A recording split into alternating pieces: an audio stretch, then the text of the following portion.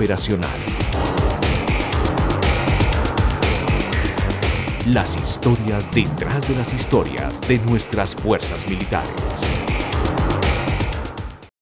Hola y bienvenidos a Diario Operacional, las historias detrás de las historias de nuestras fuerzas militares. Hoy desde las selvas del sur del país conoceremos la labor de los hombres que supervisan la seguridad nacional en la inmensa región amazónica. Bienvenidos.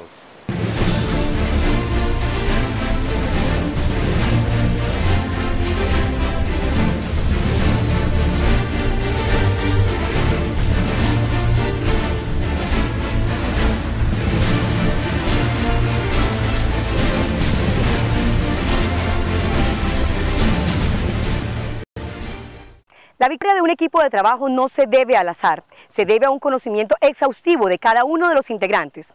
Por esto las fuerzas militares lograron aliarse entre ellas para alcanzar el éxito rotundo en las selvas del Caquetá, Meta y Guaviare.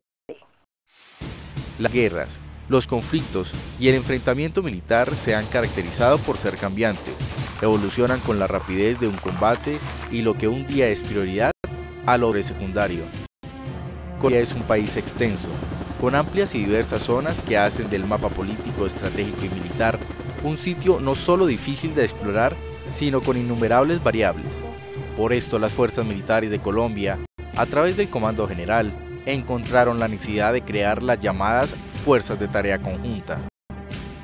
Meta, Guaviare, Caquetá y Putumayo, entre otros, sufrieron por mucho tiempo el terror de la presencia subversiva en sus municipios. Sin embargo, a la llegada de los soldados, marinos, infantes y aviadores, las cosas cambiaron.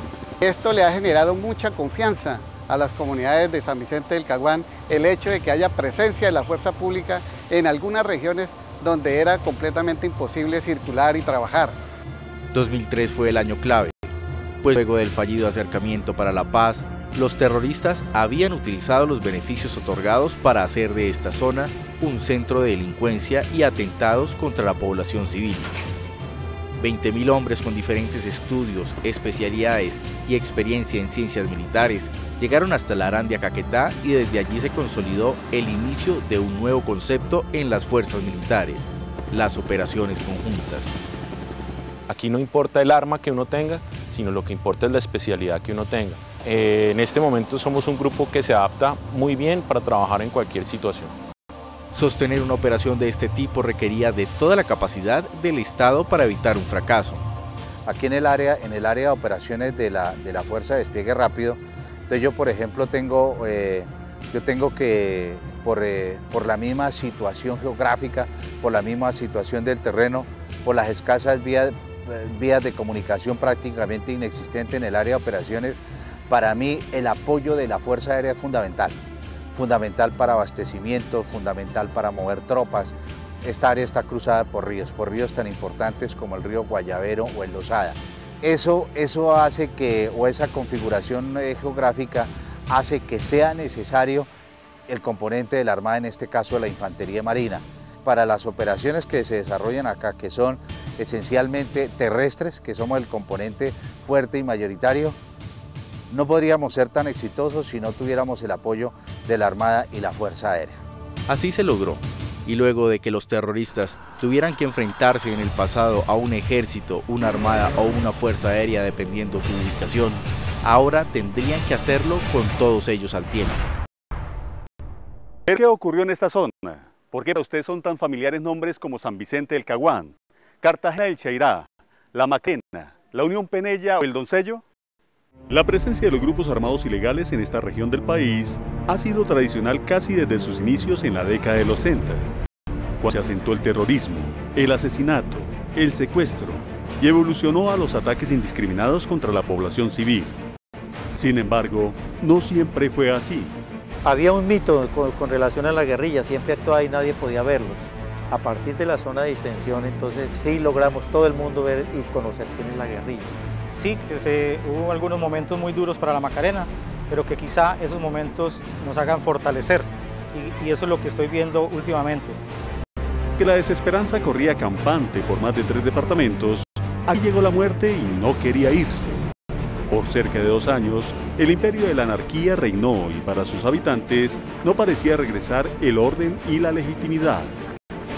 Oportunidad histórica y un país expectante le dieron a las FARC su más clara oportunidad de haber figurado en la historia como un grupo que quería la paz. Sin embargo, su codicia, sus intenciones y su verdadera cara se destapó en la zona de distensión, a la que todo el mundo llamaba simplemente el Caguán. 42.000 kilómetros cuadrados y 5 municipios en 2 departamentos fue la apuesta del Estado, cuyo único resultado fue lo que usted y yo aún recordamos.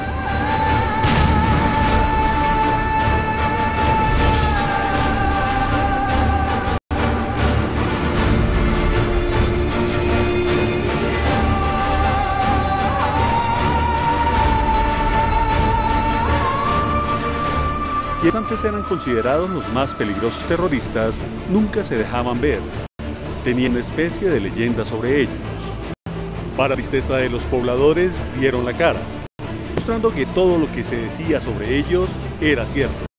Como bien es sabido, el Mono Jojoy era una persona bastante excéntrica, le gustaban las excentricidades, como lo podemos ver en la fotografía, con camionetas bastante de alto cilindraje, que él no le gustaba tener conductores, él le gustaba estar al volante, estar siempre al volante de estos vehículos.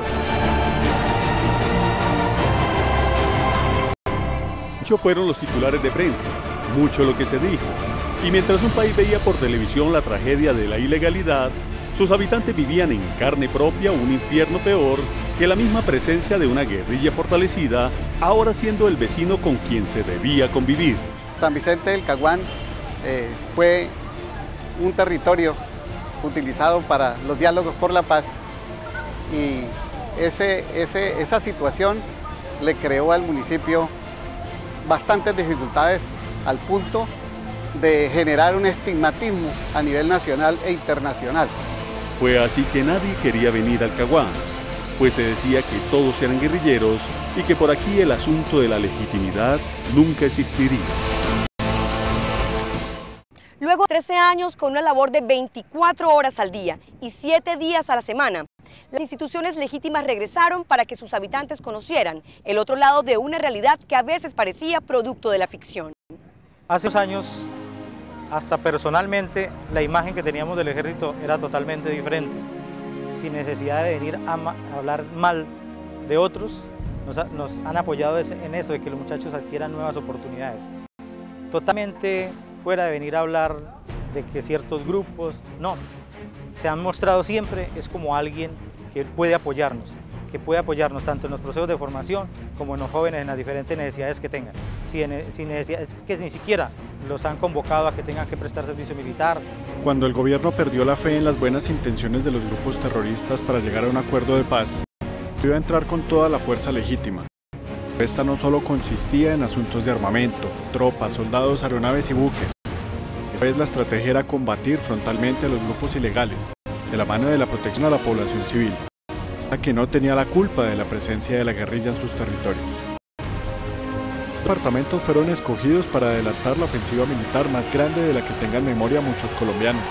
Luego se extendió prácticamente a todo el sur del país, pero también se planeó el desarrollo social de quienes habitaban, lo que es considerado uno de los parajes naturales más hermosos no solo de Colombia sino del mundo, las selvas del sur y la serranía de la Macarena. La confianza se genera con el respeto de los derechos humanos, con el apoyo directo de la población civil, con la interinstitucionalidad, con el buen trato a la población civil, con el control territorial, en beneficio única y exclusivamente de la gente del campo, de la población civil, del campesino que vive en nuestras veredas.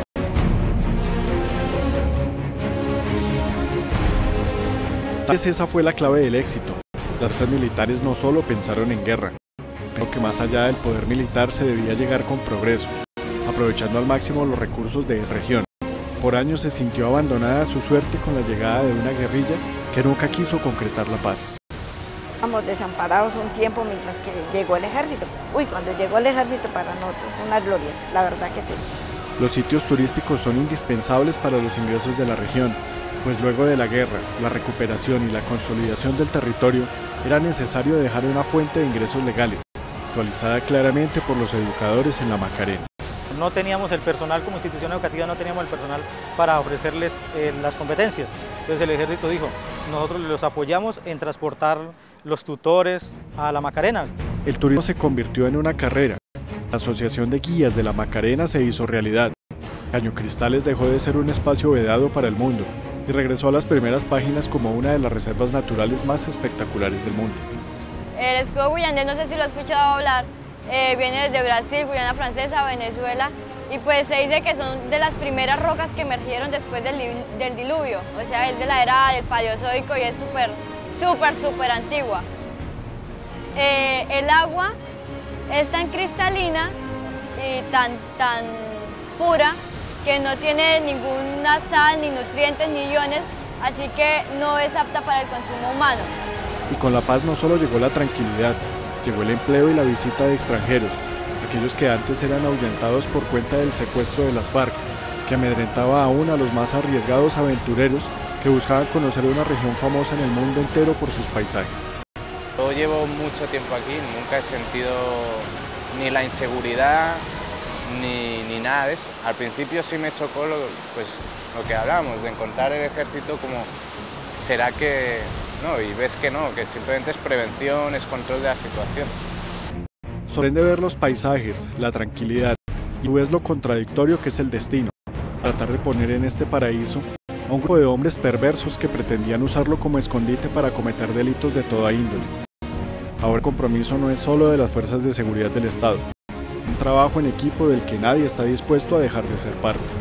Los turistas dicen, no, es que a mí me da miedo ir por la cuestión del conflicto armado y que no sé qué, pero llegan acá y uno, incluso entre los protocolos que tenemos está el de seguridad del ejército que se da allí donde don David, y se les explica eso, cómo el ejército ha llegado acá, cómo la guerrilla ya no se ve, usted va por el brazo derecho, central o izquierdo, y muchas veces ve personas del ejército, los turistas, ¡ay, hola, ¿cómo está? Entonces ellos les brindan mucha seguridad a los turistas y esto hace que el turista vuelve a su casa y dice, es mentira lo que dicen, allá se puede ir. Luego de unos mensajes, regresa Diario Operacional para contarles cómo trabajan los enfermeros de combate en el corazón de la guerra.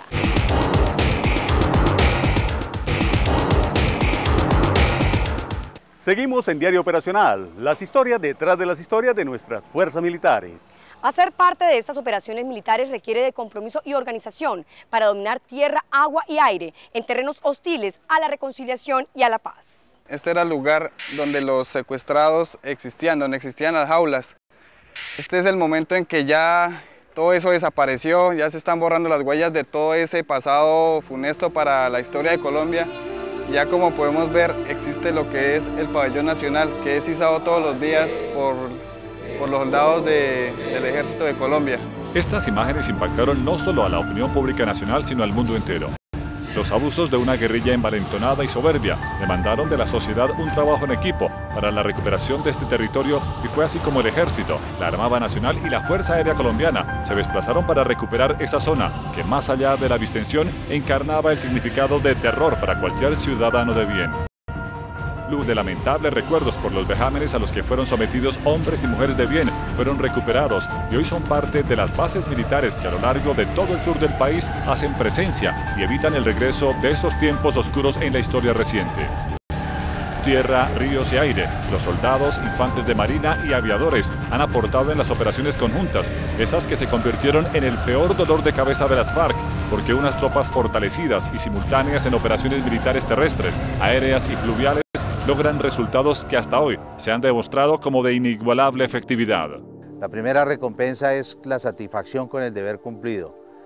La segunda recompensa son los logros personales y profesionales.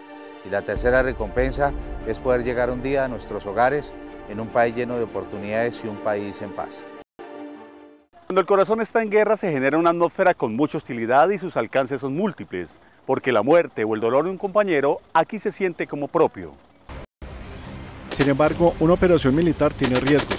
Enfrentarse a un enemigo que conoce el sector a lo largo de muchos años de presencia invisible, y un par de ellos atemorizando a la población de frente, costó la vida de muchos héroes. Esos hombres que aún a costa de sus vidas defendieron la legitimidad y la Constitución, no solo en la llamada zona de distensión, sino en todo el sur del país. A la espera de un nuevo panorama, Meta y Caquetá se aferraban a la esperanza, al futuro y a la confianza que se depositó en ese grupo de aguerridos colombianos, que sin importar dónde habían nacido, harían respetar a Colombia. Se avanza en muchos aspectos, en los aspectos de infraestructura, en el aspecto cultural, en el aspecto de educación, siempre en el aspecto social se está haciendo un buen trabajo y vemos que el gobierno nacional le está colocando los ojos a estos municipios que han sufrido tanto el conflicto armado. Pero cuando en un combate ocurre lo esperado, de pronto cosas empiezan a andar en cámara lenta y las balas asesinas se acercan peligrosamente a su humanidad. La adrenalina que fluye por el cuerpo hace que se pierda el miedo a enfrentarlos y se recuerda con más orgullo esa bandera que juraron defender. Mejor dicho, no tenía protección, me ubicaba solamente tendido en el suelo, solamente que escuchaba el sonido de la ojiva por encima de uno.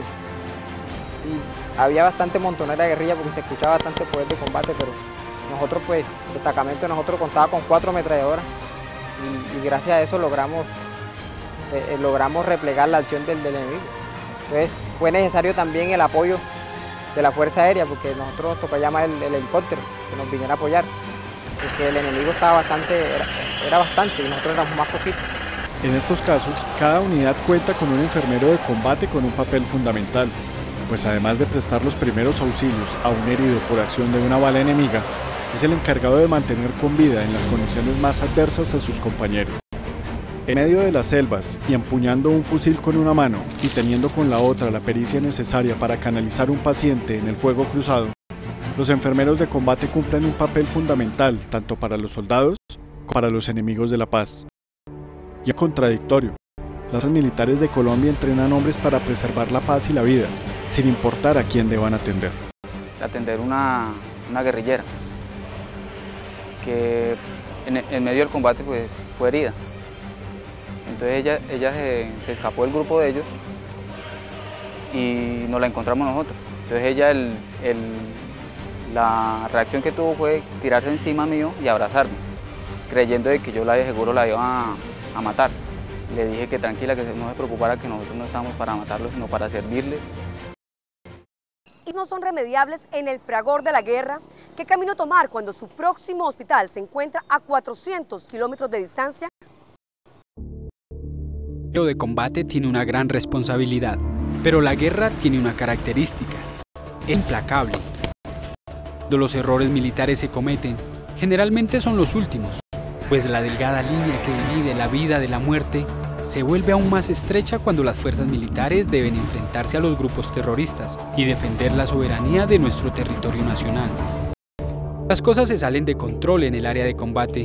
Se activa un grupo de especialistas que se apoya fundamentalmente en las aeronaves de la Fuerza Aérea Colombiana, Grupo Avanzado de Trauma o GATRA. Los soldados e infantes de marina que son heridos en combate durante el diario vivir en la Fuerza de Tarea Conjunta Omega y no pueden ser atendidos por la gravedad que revisten, son evacuados por medio de un helicóptero medicalizado UH-60 Black Hawk, el Ángel, llamado así por la labor que cumple en las selvas, montañas, llanuras y ríos de Colombia, auxiliando y salvando la vida de quienes se encuentran en peligro de perderla. Su primera escala, generalmente al Batallón Cazadores de San Vicente del Caguán, atienden los pacientes por parte de un grupo de médicos especialistas y auxiliares, los militares, que se encargan de salvar la vida de quien llegue a bordo de estas aeronaves. Cada paciente que nos llega, que ha perdido una extremidad, es muy doloroso para nosotros. Son jóvenes de 20 años, 25 años, que quedan con esto de por vida. Entonces cada vez que llega un paciente de estos nos hace preguntarnos qué es lo que están buscando los demás lesionando así a nuestros propios colombianos. Hombres y mujeres entrenados para salvar la vida, médicos y especialistas con las mejores salas de cirugía para atender los horrores de la guerra y una considerable inversión económica y de talento humano para recuperar un territorio que en el pasado fue atemorizado por las FARC. Tal vez es momento de reflexionar y pensar por un momento cómo sería Colombia sin el horror que generan los grupos ilegales, no solo a los soldados de tierra, mar y aire de las fuerzas militares, sino a los millones de colombianos a quienes han asesinado, mutilado, herido, secuestrado o extorsionado bajo un fin terrorista e ilegítimo. Para el cuerpo de médicos de las fuerzas militares es un reto afrontar emergencias de este tipo en medio de la selva, debiendo adaptarse a condiciones difíciles y la distancia hasta los hospitales de cuarto nivel. Es tener que tomar rápidas y drásticas decisiones, pues no es lo mismo este escenario que el de cualquier hospital en una ciudad. Venimos del Hospital Militar Central, donde todo el día es trauma, donde todo el día son heridos en combate y se requiere pues una preparación adecuada, porque no es lo mismo atender un trauma de un accidente de tránsito que traer acá a un herido en combate por una mina. Porque si algo aprendieron las fuerzas militares en los últimos 12 años de los sanvicentunos, es la capacidad de ver la otra cara de la moneda, aun cuando a veces parece que allá existían las monedas con una sola cara. En momentos, caminar, saber qué hay enfrente puede convertirse en su última acción.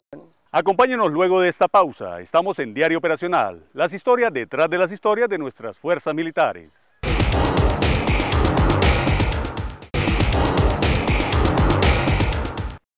Caras ciegas por una cuerda floja sería menos preocupante para este hombre cuando de hacer su trabajo se trata. Solo que en esta cuerda caminan hasta 39 hombres simultáneamente. En el momento de una operación militar las situaciones son inesperadas.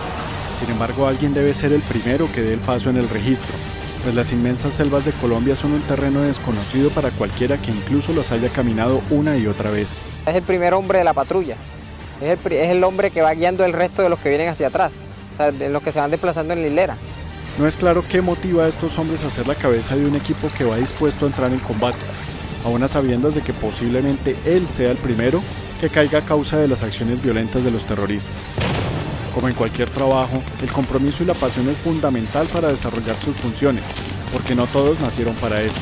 Para ser puntero hay que tener unas cualidades, hay que ser disciplinado, hay que tener paciencia. El puntero debe ser una persona obediente, debe aprender a apreciar las características del terreno, porque específicamente pues son los ojos de la patrulla, es el encargado de dirigir el eje de avance. De él depende en gran parte la vida de los demás compañeros, pues un paso en falso seguramente es su muerte.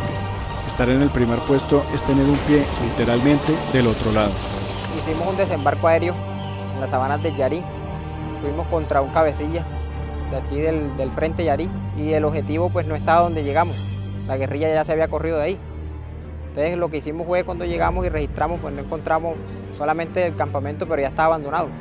Entonces lo que hicimos fue desubicarnos, que ya el enemigo sabía que estábamos en el área.